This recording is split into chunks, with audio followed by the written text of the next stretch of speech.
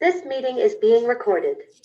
Oh, that was loud. Okay, welcome everyone for coming. I am so happy to see so many people that were able to make it today. And I did add into the chat the agenda. I'll add it again just in case, I might, every once in a while, add the agenda into the chat so that if someone comes in later, they can see it. I just wanted to thank you for coming to our regional transportation coordination committee.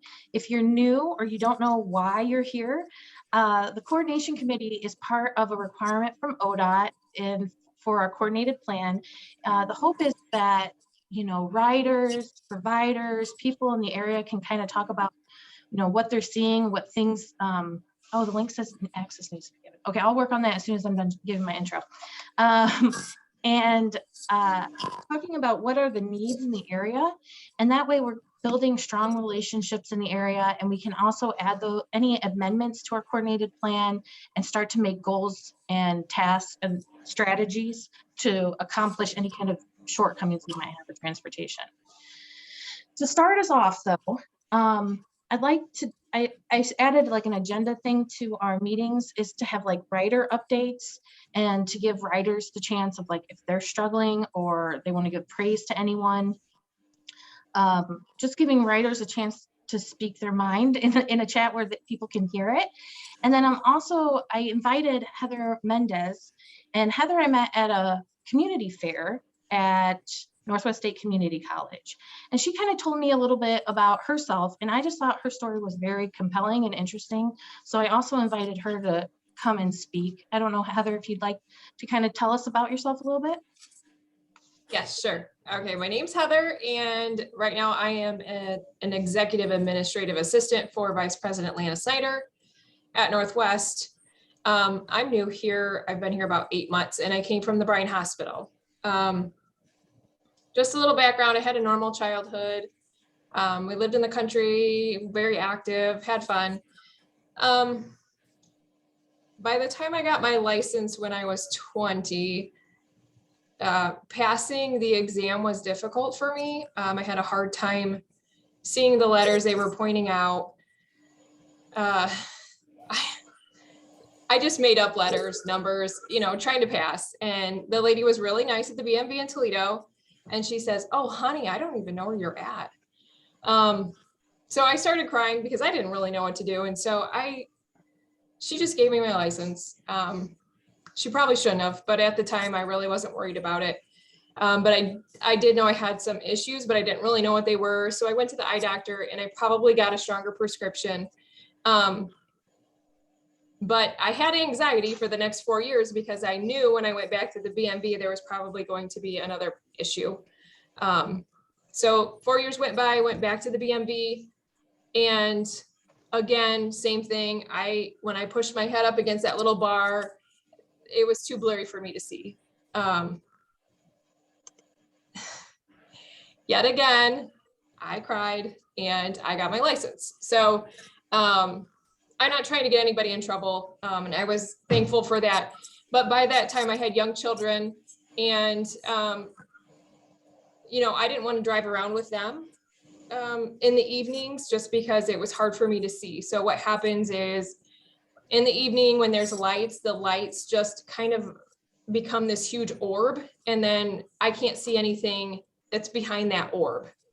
So when I'm driving at night, on a county road and there's one car coming at me, it blurs everything in front of me. So if there's a car directly in front of me and it puts on its brakes, I can't see it. I don't see anything. So it got to the point where finally they said, you can't have your nighttime driving privileges anymore. You're barely passing your daytime. I didn't know what to do. And at that time I was working at a factory in Pioneer, and my shift was 6 a.m. to 2 p.m. I lived in Archbold. So I wasn't sure how I was going to get to work without nighttime driving privileges because it's dark at 6 a.m. I didn't know what to do. I called my mom, very upset. And come to find out, I have optic atrophy, which is hereditary, and it runs in my family. So my mom knew what to do. We called Ohio State University. They have a program there. And so I started going to Ohio State. And really what they do is they let you take your driver's license test with them, with an optometrist in their office. And they have different items to try to help you pass, different lighting. You can use an eye cover that has like dot holes in it. It sounds weird, but it really helps. So I was able to get my license back at that time, but just during the day. So I've lost my nighttime driving privileges, and that's probably been for the past 6 years. I haven't had the nighttime. Next, the next time, like I went to OSU and she said, okay, you're 1 point from not passing your daytime. And so that to me was a life changer, because how do I get anywhere? My husband works second shift, and I have 2 kids and I work full time. I need a license. So Ohio has a specialized disability just for vision, and I'm so thankful to God that exists in Ohio. So they set me up with a BSVI, which is the Bureau for the Service of the Visually Impaired in Toledo. And they got me like magnifying glasses. I have a CCTV that sits on my desk, which is like a big, huge magnifier with a big screen. You know, they didn't want me to live on disability. They wanted to help me keep a job. So they did both of that. And in addition to that, there's something called bioptic lenses that is allowed in several states, not all, but it's a pair of glasses that have a telescope on top. And so that is how I'm allowed to drive in the daytime now. You have to go through all these classes. You can go to Ohio State or Akron. You go down for a week and you drive with pretty much a driving instructor, like back when you were 15, and you drive through the city. They slam on the brakes a lot. You have a lot of mini heart attacks, but you learn to drive with these glasses. It's really intense. It's really hard. At the end of the week, you take another driver's exam, just like you did when you were 16, only you have 2 state troopers in the car with you. You have to call out every single sign, the lights in front of you, the cars in front of you, if they have turn signals. You have to call out every single thing that you see. And then if you pass that test, you get this bioptic license. So conclusion, what I was talking to Kim about is things that are concerning to me and not an issue yet, but could be. Optic atrophy is different for every single person. Somebody in my family has it, and theirs has been stable from birth till age 60 something. It's been stable. It's been the same. For me, mine came on later in life at the age of like 20 and is progressively getting worse. So my fears are, my husband works second shift. I work first shift. My son is 7. He's in first grade. I have a daughter who is 9, who is in 4th grade. So my son he loves sports. And so, you know, all those practices are in the evenings, and in the wintertime for basketball, it's dark when I leave work at 5. So my concern is, you know, I don't want to tell my kids they can't play ball because I can't get them there.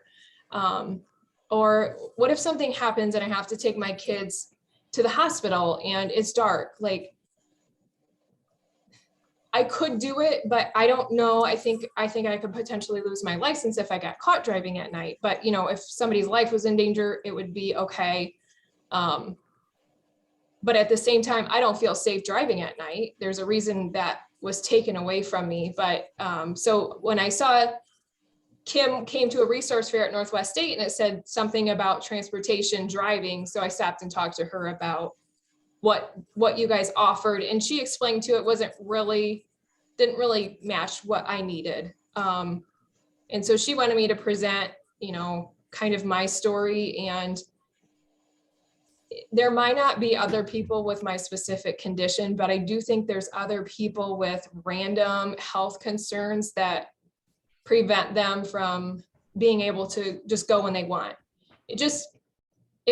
It would give me a little more peace of mind if I knew, like, if I needed something, I could call and have a ride without rearranging our whole lives to make it happen.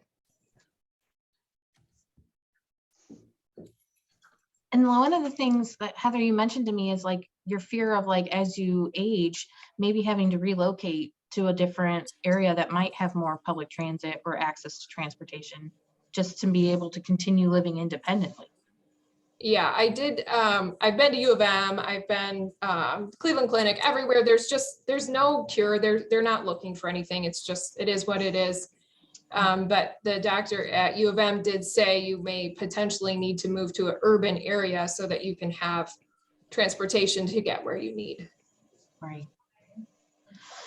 Well, thank you for sharing your story. I just thought it was important that we hear from writers, and I kind of intentionally asked a writer today to come and talk to us. Sometimes you can't always, not everyone wants to volunteer.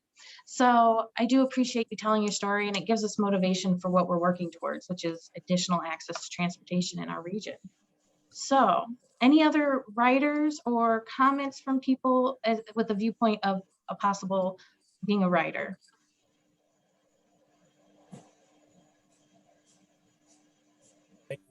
Kim, this is Mike McCann, and Heather, thank you for telling that story. Your disability is one that I've not ever heard of. But Heather talks about something that, and I haven't been on all of these calls, that I don't know that we've ever discussed, in that she wished not only to transport herself, but possibly at times her children. And I don't know that we've talked about transporting children and the car seats or booster seats that might all be related to that. Have we done that, Kim, and I just missed it? The only time I've publicly talked about car seats and public transit was during our public meeting because it was a concern brought up by a person who attended that.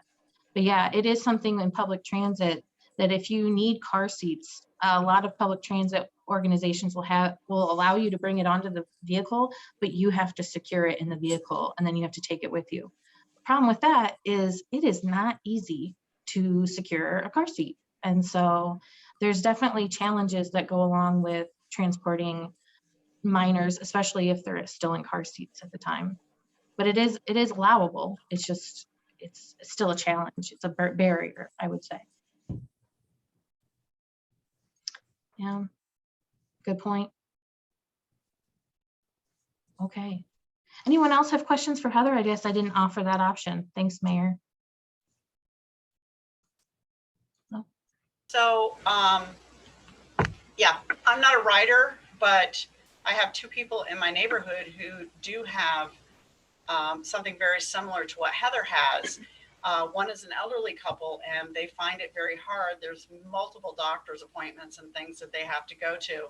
And with the wife being older and having health conditions, the husband who is now not able to see at all, they really, really struggle a lot. And they're constantly calling us and asking, what can we do and where can we go? And can you get us somebody for a caretaker for a ride? So I think that there definitely is a need for that. And, maybe we can call the health department or the Lions Club who deals with eye issues and just find out how many people in the county possibly would utilize that, because I think that would be a really good persuasive point with the state to, get what we need. Yeah.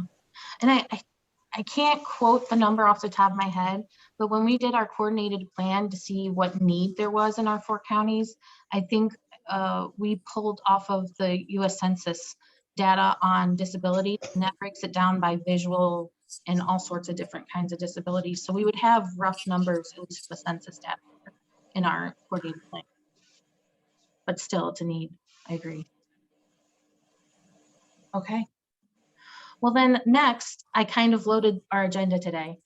I asked Brad Booth from Henry County Transportation Network if he would be willing to provide a provider update and what he's all working on through Henry County Transportation Network. Brad, are you there?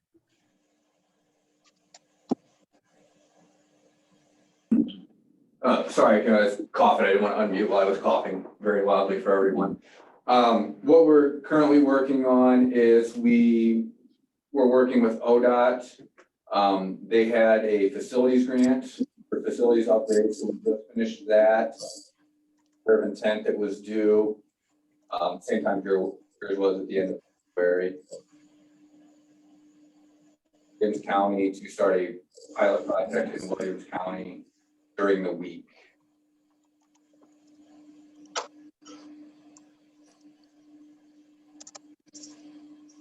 And that pilot program for Williams County is something that was kind of driven from this TCC committee discussing of how we can make partnerships, correct? Correct. Yep. So part of that pilot program is Monday through Friday. I want to say 9 to 5, maybe 8 to 5. I think we put 8 to 5. 8 to 5. Henry County would be in Williams County assisting with transportation out there. And the reason we wanted to do a pilot program, Williams County is funding that with ARPA funds, American Rescue Plan funds, is that it helps our application with ODOT so that when Brad goes to fill out the letter of intent, which he probably did last month, he can then say, hey, we already have a relationship and this is why we're trying to make these kind of, we're asking for these funds. Pilot programs do help when going to asking for larger funds in the state. Anything else, Brad? Go ahead. No, we just want to see with the pilot program, something that's already been established, that we've worked on it and that there's commitment locally to make it work before they put their money into it. So if we already have local buy-in and local participation, it helps with getting greater funding at a later point. Yeah. So we have Henry County and Williams County making this coordination right now, or working on it, implementing it, I assume, I would say. So that's something to look forward to coming for in the next few months or so. Anything else, Brad? No, that's it right now. All right. Thank you for all you do. We just had Ohio Loves Transit Week in February, so I do appreciate all you transit providers. Thank you. The next person I asked if they would be willing to speak is Kathy Shaw, and talking about how talking about transportation here at Triangular Processing. Yeah, like Brad, we are in the process of applying for our pilot project. We currently provide services to individuals with developmental disabilities in Fulton County, and we partner with Henry County and kind of share access to funding, and then they do the logistics on our behalf. So we're looking to see if we can expand in Fulton County to provide services to seniors. And I did apply. My letter of intent requested both pilot project funding and expansion funding for that. And then we did also apply for pilot project funding for Defiance County to assist with individuals with disabilities, and left the door open if seniors would want to participate as well. Again, with the letter of intent, it's different this year than previous years. When you're applying now, you're just saying, the letter of intent just says, hey, we're over here, we think we want to apply. So there's no, nobody has to sign anything at this point. We're just keeping the balls in the air and keeping ourselves in the game by doing this letter. And so we'll see potentially if they do fund it as a pilot project, then that's an opportunity to receive 100% funding to look at potentially helping with these expansions. And just to clarify, the funding that I request at this time is 5310 funding, and the funding that Brad is requesting is 5311 funding. But it's really nice how we're able to partner. Both we are certified to pull in waiver dollars through the Ohio Department for Developmental Disabilities, and also OOD, opportunities for Ohioans with disability. And so I think, give Kim credit and this committee credit.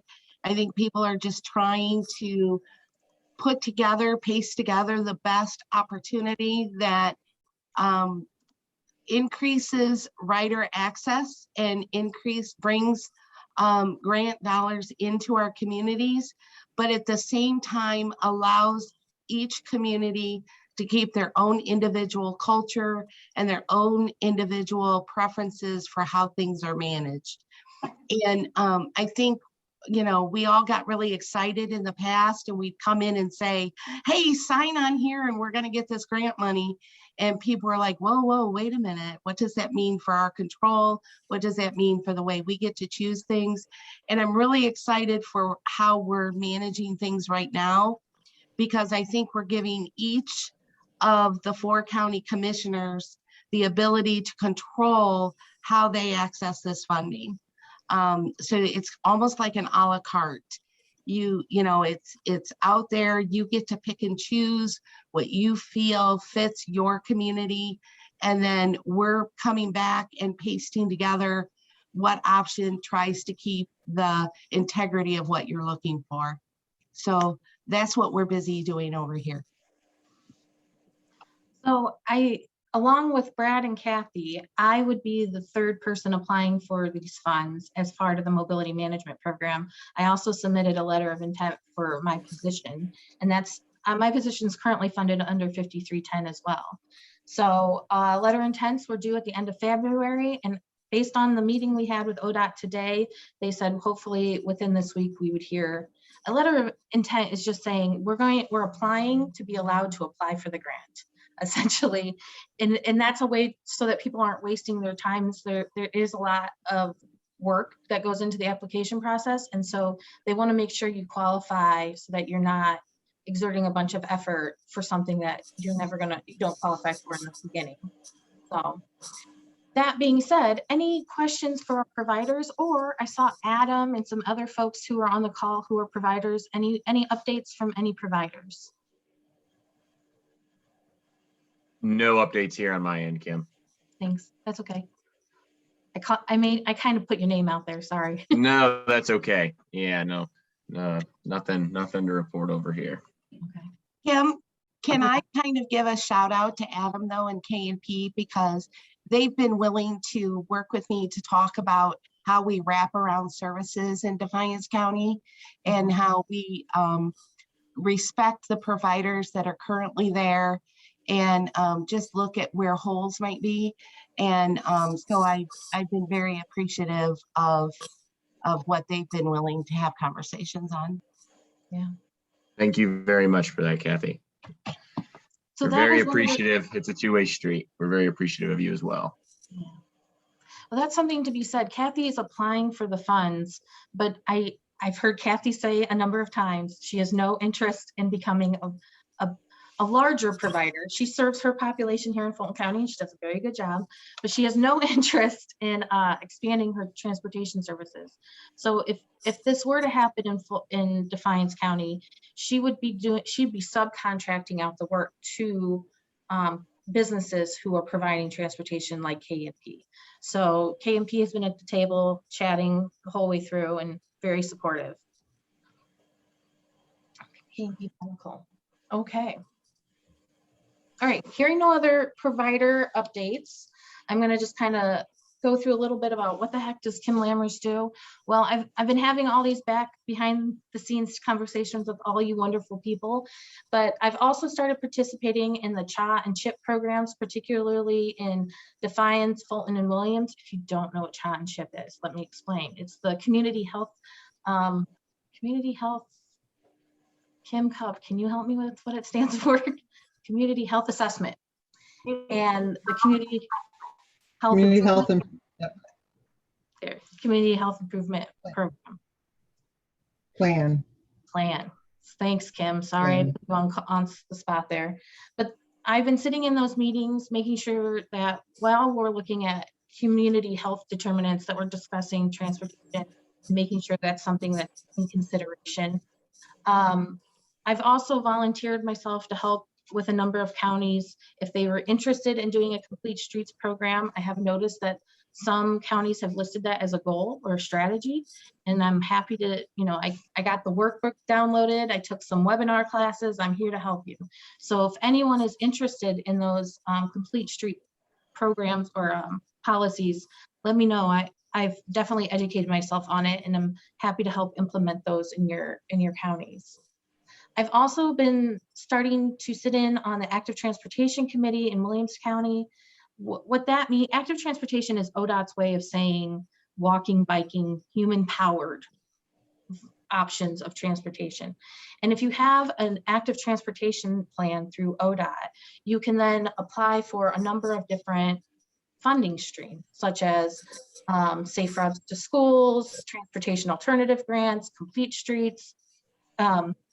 So an active transportation plan is essentially us saying where in our municipality, our county, do we need to improve access to active transportation? Do we have sidewalks that are in poor condition? Do we not have sidewalks at all, where it creates a danger because pedestrians are walking along the streets?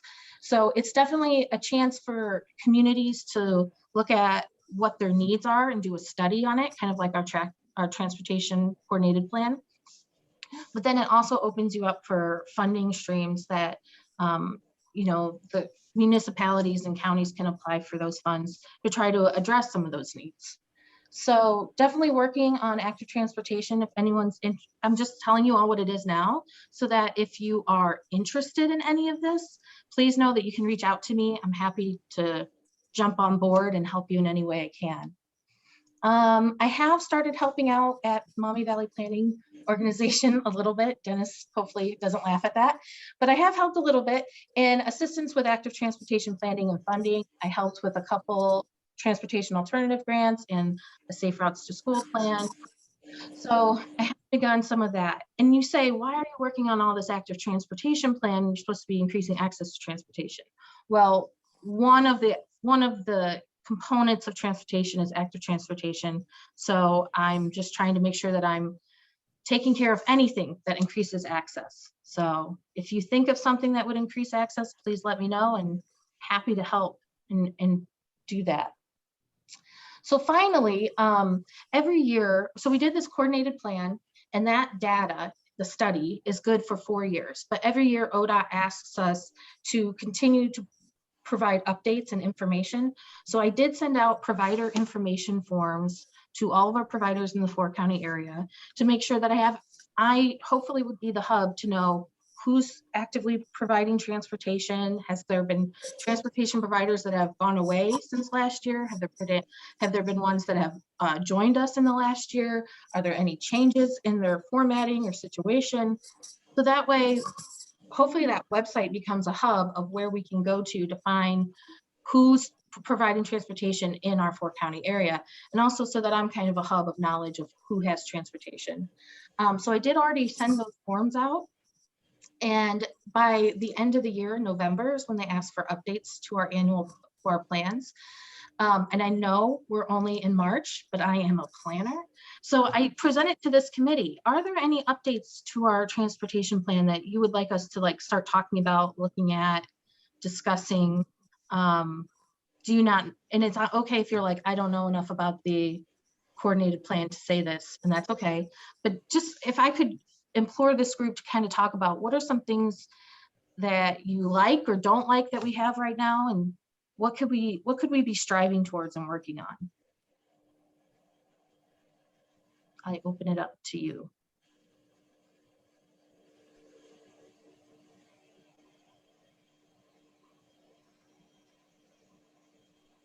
Kelly, if it's okay if I call you out, you mentioned something about liking that mental health transportation discussion. Is that something you see in your work often? I do. I see that, and in Hicksville, I was just going to say the Hicksville Sherwood area. I don't know if you've had a chance to talk to Susan Mack or not. They are basically a food desert. There is no stores whatsoever. Well, there are, but they're extremely expensive. It's like the Dollar General. And so they need rides to Fort Wayne or Defiance to get groceries. There is no major or minor grocery store there to say, per se. There is a food bank, but there are a lot of people without rides. I have a lot of people for health reasons that actually would come to Defiance to get a gas voucher to go to Fort Wayne, which doesn't make any sense. So what we did was we put gas vouchers in a few locations in Hicksville so that we could refer them to go there. And, we communicated with the person that was going to be giving it out saying, hey, John Smith will be here to get a gas card to go to Fort Wayne. Could you give him X amount of dollars? It saved on their time, their wear and tear, and coming here to go further on past where they were. So if that makes sense to you. It does. It's very kind. So a lot of people over there are referred to Fort Wayne for medical reasons, and they do not have a way to get there, and groceries and any other thing. So that's a problem for Hicksville. Thanks for sharing that. Mhm. Are any of those people that you're talking about, are any of them Medicaid eligible? Sometimes they are, but mostly not. That's one of the first questions that we ask, if they are Medicaid eligible. Sometimes they've used all their rides, like if it's a cancer patient or something that they're visiting quite frequently, they've used all their rides. I have a gentleman that's kind of big, and up till probably a little while ago, and Adam can probably confirm this, they were just using cars, and the guy could not get in the car, so he had to use his own car. We go down that whole list of, are you a senior citizen? Are you a vet? Are you eligible for this, that, and the other before we try to do that? So we try to exhaust those, but often they're falling through the cracks of all those programs. Okay. Well, the only reason I was asking was as far as the groceries, managed care plans, if they are on Medicaid, managed care plans, apart from their regular rides, will provide grocery pickup for them. So they would make their order, and so they would make their order out. Somebody from Medicaid would go pick it up and deliver it to them? No, the customer would go to pick up their groceries. They would just schedule it with their managed care.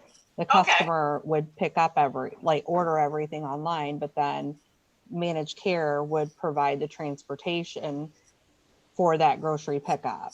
And how many times a year can you get that service?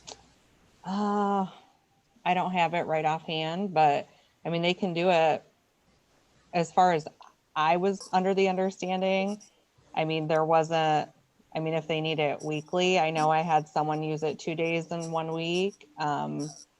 It's part of the, I can't think right now. I'm so sorry. There it is. It doesn't say how Grocery pickup. often. It just says that you qualified for pre-order grocery pickup. Yes, there that is. Thanks, Kim. And where did you get that? I'd love to have that. I had sent that to you, didn't I, Kim? That's on the website, nwlmobility.com. If you go under any of the managed care providers, they have this Medicaid transportation benefit resource guide, which will be edited because I've been told that we're going to have different managed care providers, but it's on here. And I can also send it to you, Kelly. Let me make a note. That would be perfect. And then I can pass it on to Hicksville. Yes, and then once we get our updated list as far as the new managed care providers for July, which we will receive it sooner, but once I get that, I'll send it to Kim. Okay, and so if they went to the doctor and they just picked up a script and they need to go get it, how far in advance do they need to ask for transportation? It depends who their managed care is. Yes. See, it says must be scheduled 48 hours. Okay, you got it on there. Perfect. Most of them are on Right. there. And I believe, and Adam, I'm going to call you out on this one. I believe a lot of these managed care providers hire KMP to make these kinds of transportation. So in the Yeah. end, it's not, they're hiring someone local to make the Yeah. transport, but they schedule it. Us, Okay. yeah, us or another transfer, us, yeah, for them, yeah. Could be us, could be another provider, depending on the plan. On the plan. And one of the problems we run into a lot is the doctor just called, they have an opening, I have to be there this afternoon, you know, and so the 48 hours doesn't work for us. And so that's where we come into play. I think a lot of them know that they have that other transportation, but, and we make them prove that, you know, we'll call either the doctor's office or whatever, just to make sure that that's legit. But, okay, that's good to know. And that will be very helpful for us. I will say to that point about the folks who are on a managed care plan, at least I see this in Defiance County. Job and Family Services, like they always say, hey, you have to use all your managed care plan trips first if you have a managed care plan, and then you can fall back on the JFS trips. In those sort of instances where it's short notice, they're, at least I don't want to speak for all counties, but like Defiance County might say, hey, this won't be approved through Molina because of the short time frame, but we'll approve it. Can you do it? So it's always, at least, I mean, if you know the managed care isn't going to approve it, you could call the JFS office.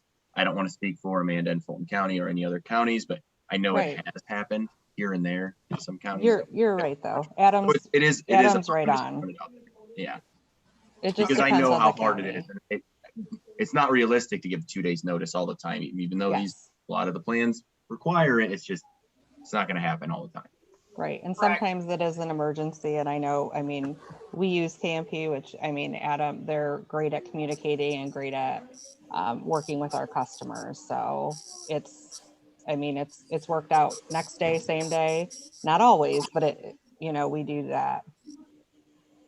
That would be wonderful.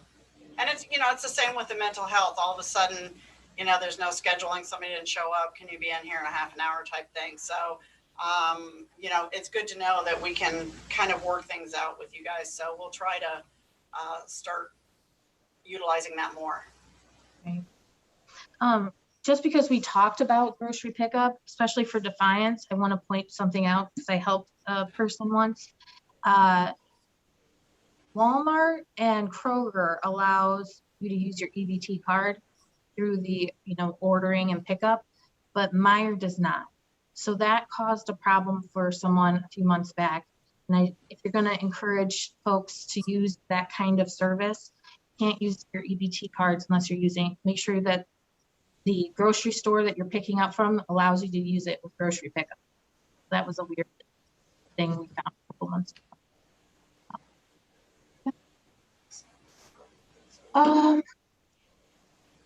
Let me see, any other suggested things to, bring to our attention or group's discussion?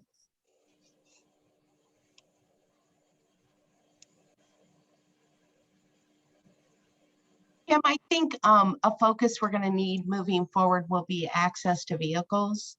I think as we kind of rely on KNP and Henry County Transportation Network and other providers to try to help fill some gaps, when we get the funding, will also be to make sure they have access to the vehicles to expand.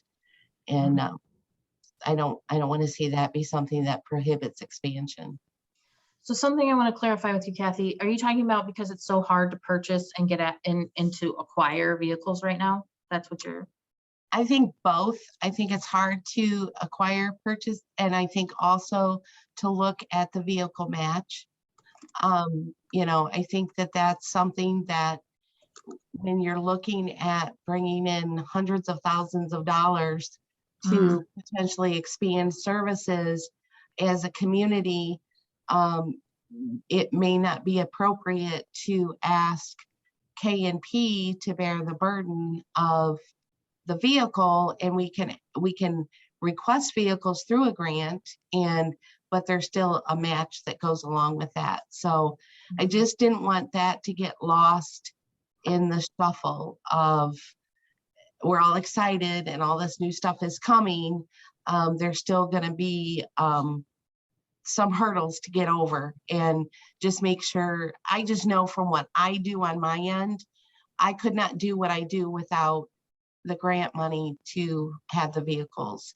And so I don't want to speak for other providers, but I would anticipate that if you're asking me to expand my services, I need to have the vehicles to go along with doing that. And with ODOT funding, when requesting vehicle purchases, it's, is it 80-20 or 50-50? It's 80-20. It's an 80-20. 80-20 match. Okay, good to know. 80-20. And in our meeting this morning with ODOT, we had the 5311 coordinator on the line, and they were discussing the challenges with purchasing vehicles right now.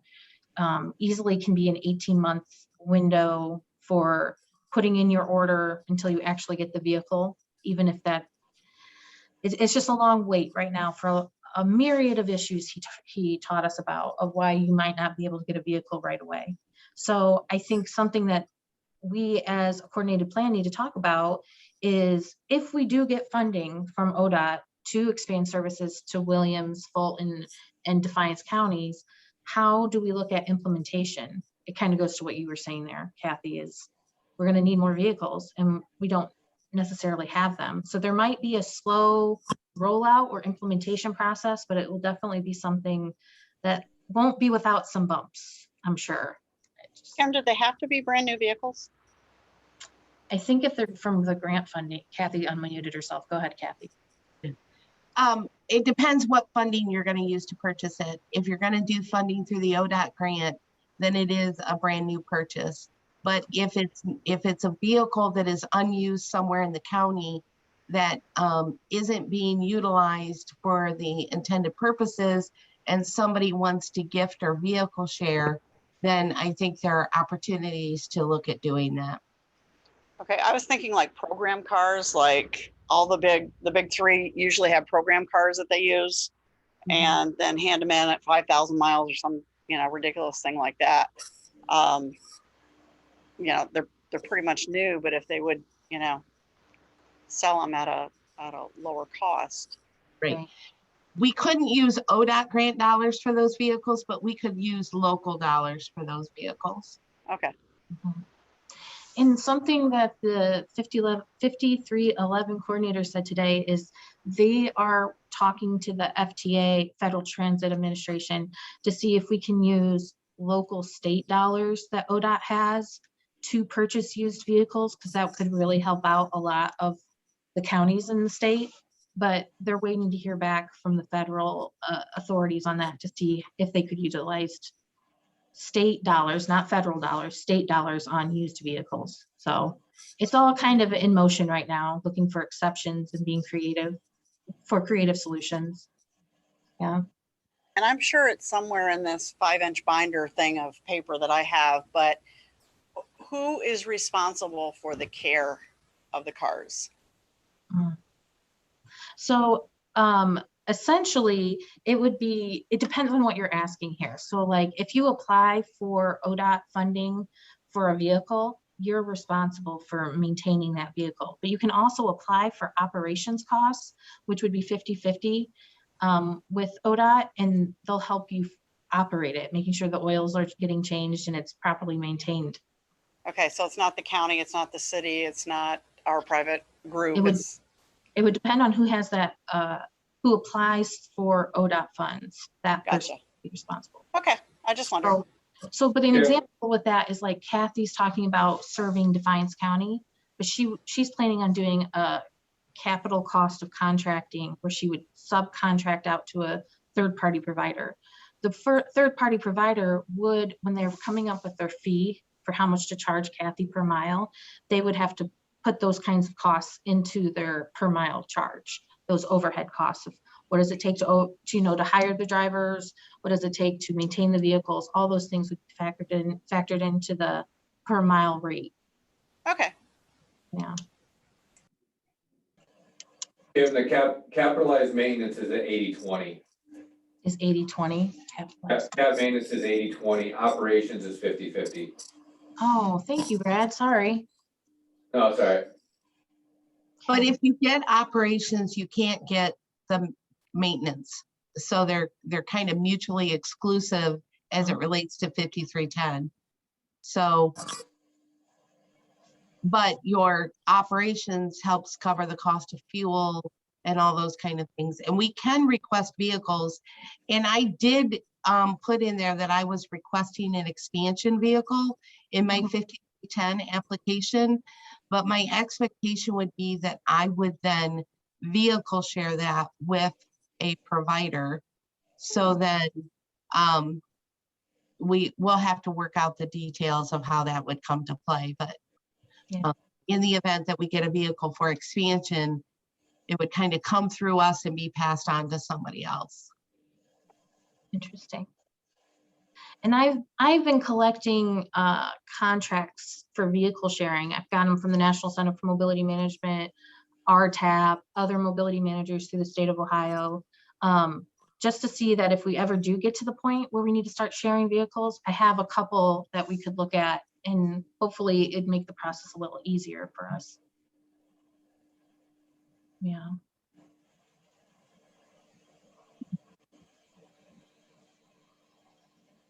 Okay.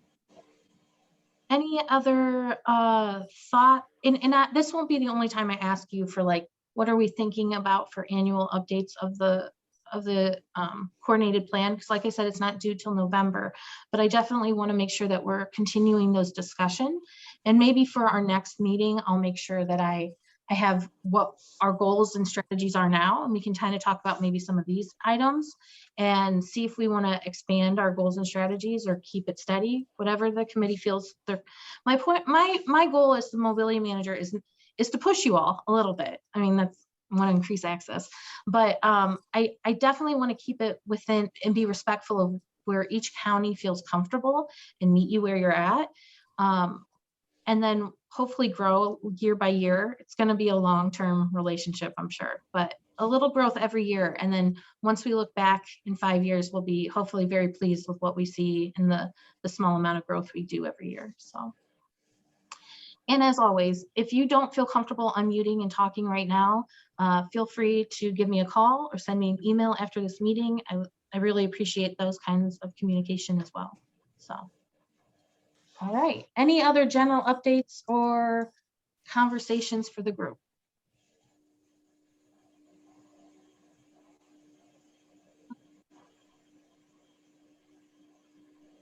I really appreciate you coming, everyone, and we will see you.